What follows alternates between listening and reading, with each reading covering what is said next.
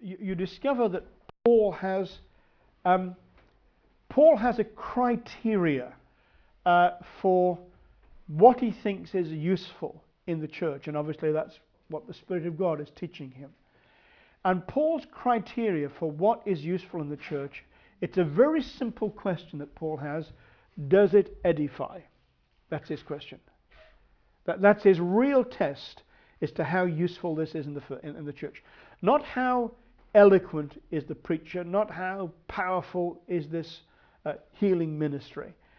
His simple question that's running right the way through this section of Corinthians is, does it edify? Does it build people up? Does it build the church up? Is it building up? Remember, I've often referred in some of these sessions to the local church as a covenant community. Does it build up the covenant community, or is it just building up one individual? And he says he said there's a whole list of them through there. Let me if you look at, just see these in the Bible as you go through. This is 1 Corinthians chapter 8 and verse 1. Now concerning things offered to idols, we know that we all have knowledge. Have you found it? 1 Corinthians chapter 8 verse 1. Concerning things offered to idols, we know that we all have knowledge. Knowledge puffs up, but love edifies. Love builds it. There's the first one. Chapter 10 and verse 23. Chapter 10 and verse 23. All things are lawful for me, but not all things are helpful. All things are lawful for me, but not all things edify. Chapter 14, and now 4 times in this chapter you'll get this. Chapter 14 and verse 3. For he who prophesies speaks edification and exhortation and comfort to men. Chapter 14 verse 12. Even so you, since you are zealous for spiritual gifts, let it be for edification of the church, that you seek to excel. Verse 17. For indeed you give thanks well. He's talking about giving thanks in tongues. You indeed give thanks well, but the other is not edified. And verse 26, how is it then, brethren, when you come together, each of you has a psalm, has a teaching, has a tongue, has a revelation, has an interpretation? Let all things be done for edification. That's Paul's bottom line for 1 Corinthians 14. There are some gifts which are a blessing, but they don't have the E factor. They're not edification gifts. These are edification gifts. Revelation, knowledge, prophesying, teaching, and the interpretation of tongues. Those are edification gifts. But there are other gifts which actually don't have the E factor. Faith, gifts of healings, miracles, discerning of spirit, different kinds of tongues. These are valid gifts. But when you come into 1 Corinthians 14, the whole purpose of this is that Paul wants the church to be built up. And the simple question is, does it build up the church? That's his question.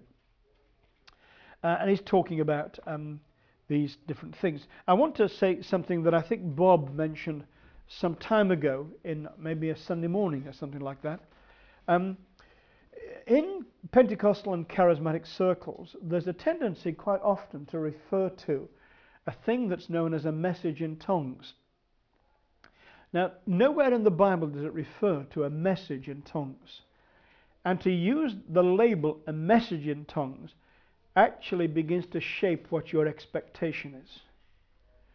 Because once you've said it's a message in tongues, you think it's coming from God to the church. So your expectation is that when the interpretation comes, it will be a message from God to the church. Now, the Bible never talks about a message in tongues. It talks about some very interesting things in tongues. If you look at 1 Corinthians 14, you'll see in verse 13, he says, therefore let him who speaks in a tongue pray that he may interpret. If I pray in a tongue, so there's one of the things, you pray in a tongue. The point I'm making is the point that you'll see actually very clearly in chapter 14 and verse 2, where he says, but he who speaks in an unknown tongue does not speak to men, but to God. That's to say, generally speaking, the general direction of tongues are Godwards. When a man speaks in an unknown tongue, He's not speaking to men.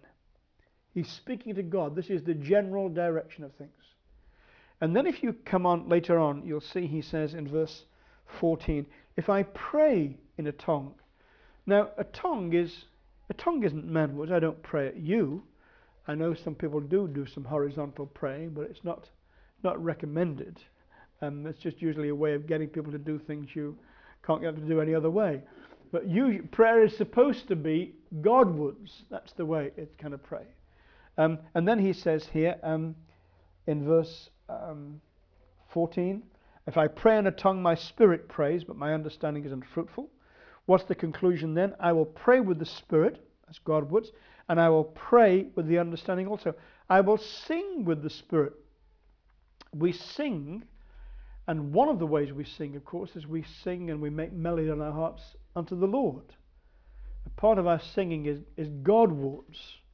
And then he says here, and then he talks about blessing, verse 16. He says, otherwise, if you bless with the Spirit, when he says with the Spirit, he means in tongues. When you bless with the Spirit, how will he who occupies the place of the uninformed say, Amen, at your giving of thanks? So you can give thanks in an unknown tongue.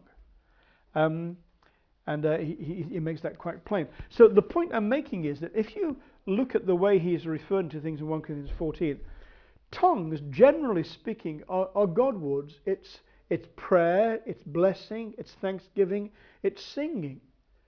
So what would we expect the interpretation of tongues to be? And in most circles, and in most of the churches I guess we've been kind of part of, the expectation is that tongues plus interpretation is really just another way of doing prophecy, but using two people instead of one. I don't think that's the normal function for tongues in the church. I think the normal function for tongues in the church is that it's people. Remember, we'll go back to chapter 12 and verse 2. It's people being led of the Spirit, people being carried in the Spirit, and in the Spirit, with the Spirit, they pray or they sing or they give thanks. And of course, the rest of the church wouldn't know what was going on, except that God has added this dimension that we can have an interpretation to what is taking place in someone's spirit. And so the prayer can be interpreted, and the song can be interpreted, and the giving of thanks can be interpreted. And often, when we give thanks to God, we give thanks for things He's done. One of the things it says, right early on in the beginning, is that God has given us the Spirit so that we may know the things that are freely given to us of God. And only a man's spirit knows what is in the man. So there are times when our spirit will express deep things that are beyond our understanding. They're beyond our knowledge. And it can be a tremendous blessing then if that is interpreted. And the church and the people hear something that was deeper than the conscious level of a man's desires. I don't want to kind of put in place, and I don't have the power to put in place anyway. I'm not going to put in place a new law that says interpretations can only be Godwards. I just want to challenge us, in a sense, really, in our expectation. And just say, when an interpretation begins to form in your mind, in your heart, as you're hearing these things, just be open to the possibility that this may not be like a message from God, but this may be actually someone who's lifting their heart to God, and God is giving you an insight. In the Spirit, it says here, He speaks mysteries. The word mysteries, in the Bible, doesn't mean mysterious, it means secrets. So the secrets of hearts are actually being kind of revealed. Okay, I want to go on to another difficult thing, or another possible controversial thing. And this time it's in chapter 14 and verse 26. This verse 26. How is it then, brethren? Whenever you come together, each of you has a psalm, has a teaching, has a tongue, has a revelation, has an interpretation. Let all things be done for edification. Now here's the question. When Paul says this in verse 26, is he making a statement about every church throughout the whole world and the whole history of the churches. That whenever you come together, each one of you has a psalm, a teaching, a tongue, a revelation, an interpretation. Is he making a kind of a general statement about all the churches, or is he actually making an observation about the Corinthian church? Is he actually putting his finger on something about the Corinthian church? In other words, is he approving of this statement, or is he actually disapproving of this statement? Do you follow what I'm saying? If you see the context that it's in, where Paul is encouraging people to be disciplined in the way that they do and say things, I think the context of this indicates that Paul is not approving of the fact that this is what's happening in the Corinthian church. That when they come together, it's a free-for-all. Everybody has got something. Everybody is bringing something. And that's why he says, let all things be done for edification. Now, I was interested, having asked this question, I was looking at John Wesley's notes on the New Testament. And he's got this note on verse 26, and he says, what a thing is it, brethren? This was another disorder among them, says John Wesley. Every one of them has a psalm, that is, at the same time one begins to sing a psalm, another to deliver a doctrine, another to speak in an unknown tongue, another to declare what's been revealed to him, another to interpret what the former is speaking. Every one probably gathering a little company about him, just as they did in the school of the philosophers. Let all things be done to edification, so as to profit the hearers. What I'm saying here is, I think in this section of 1 Corinthians 14, Paul is actually beginning to set down guidelines for the ordering of the way that things function in the church. And you'll see he comes on very quickly in verse 27. And he says, if anyone speaks in an unknown tongue, let there be two, or at the most three, each in turn, and let one interpret. Now, when he says each in turn, you can see the implication.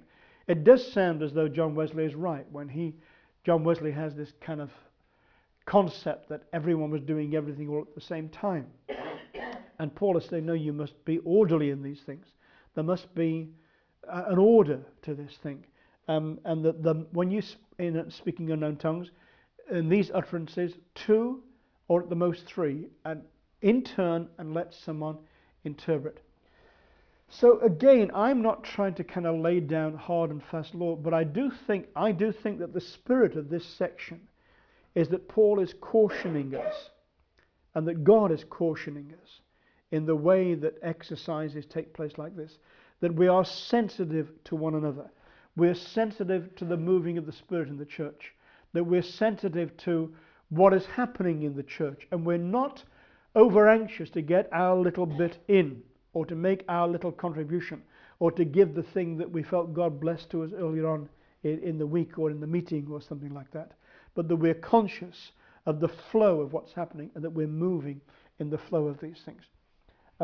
So I think as a principle, not as an absolute rule, I do think as a principle that there ought to be no more than two or three utterances, not messages, utterances in an unknown tongue and an interpretation.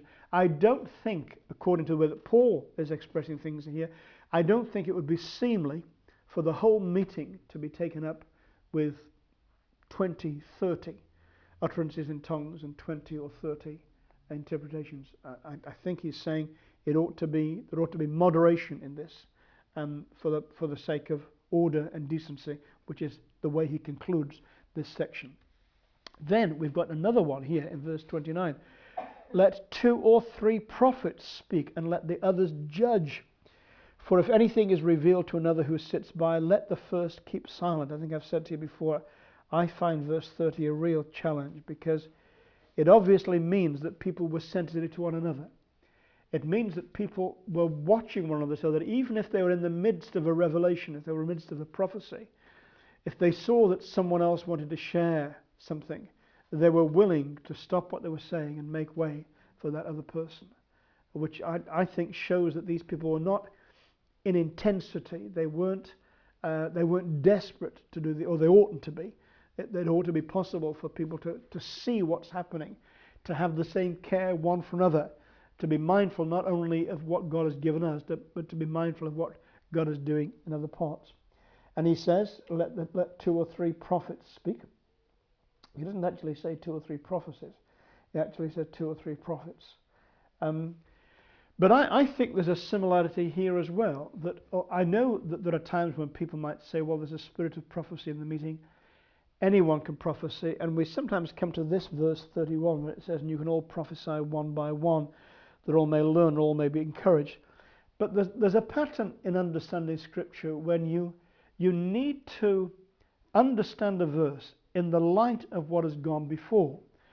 And what's gone before in the previous chapters is that Paul has asked some very specific question. And he said, are all apostles? Are all prophets? Do all speak with tongues? And obviously the answer to those questions was no. So that's one of the limitations to you may all prophets. You can only prophesy if you've got a prophecy. You can't just prophesy because you've got some kind of right to prophesy. And then everyone may, one by one, within the general terms of this, that 2 or generally at the most by 3. In other words, I do think there's a pattern here. Now, I said these things were controversial, and I'm not laying down any laws. I'm just saying I think that in this chapter, Paul is concerned with what he refers to in verse 40 as things being done decently and in order. So there's not an unseemly rush, and there's not kind of a pandemonium. And then the next thing, and I must finish this now, let you get home to your beds. Verse 34, he says, let your women keep silent in the church, for they are not permitted to speak, but they are submissive. They are to be submissive to the law, as the law also says. He talks about the women being silent, and this is the 3rd time in this section that Paul's talked about silent. For example, he said that if someone speaks in their own tongues, they ought to be silent unless there's an interpretation. And talking about prophecy, he says one prophet ought to be silent so that another prophet can speak. And this silence is not the absolute silence of someone not being able to open their mouth at all. The word silence in these passages is context sensitive. The first one has to do with speaking with tongues and interpretation. The second one has to do with prophecy. The third one has to do with learning. And the other side of learning is teaching. And we're into the realm here of authoritative teaching. And you know, we won't look at it now because we haven't got the time. But you know that Paul, when he wrote to Timothy, said that he did not give permission for a woman to teach and to exercise authority over a man.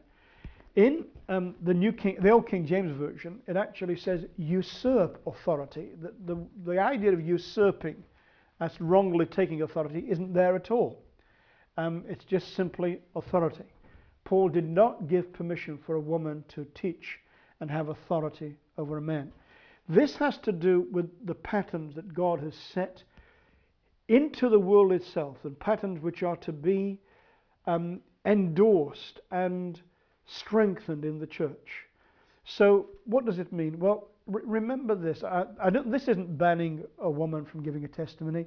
This isn't banning a woman from standing up and sharing what a verse means to her. What this is really talking about is it's not appropriate for a woman to have a key role in doctrinal teaching in the church, because that has to do with authority. And God has decreed that in the church, because Jesus is the head of the church and he's the man, that in the pattern, the way the church works out, it is to the man that God will give authority, to give authoritative teaching. We need to remember that in these days, we need to understand really what the word teaching means. It didn't mean, for example, that someone was going to stand up and expound 1 Corinthians or Ephesians, because 1 Corinthians and Ephesians didn't exist. Also, texts of the Bible were very, very expensive. It could cost, it would probably have cost, to get something like the New Testament, if you'd had that, it would probably have cost something like 8 or 10 years' salary to buy a New Testament, or the equivalent of it in Bible days. So they didn't have these things. What was happening is that these teachers were people who were, this is my phrase, they were systematizing truth. As truth came in, they were balancing truth with truth. They were combining truth with truth. They were putting truth into order. That's what they were doing. But it was by revelation. There would be the prophetic element in it, but they were bringing truth through. So they were really setting teaching standards. They weren't just sharing what had been a blessing to their own heart. They weren't sharing something that they thought might encourage somebody. They were actually laying down truth. What would be the truth for the church? What would be passed from one generation to another? And Paul is saying that it is not appropriate for a woman to have that role. And that's how I understand these things. So I've taken a controversial line on each of these three things here. Each of the things that's come through. I've gone against the stream with every single one. And I'm going to stop now. I'm going to have a word of prayer. And then if you've got some questions, you can ask them.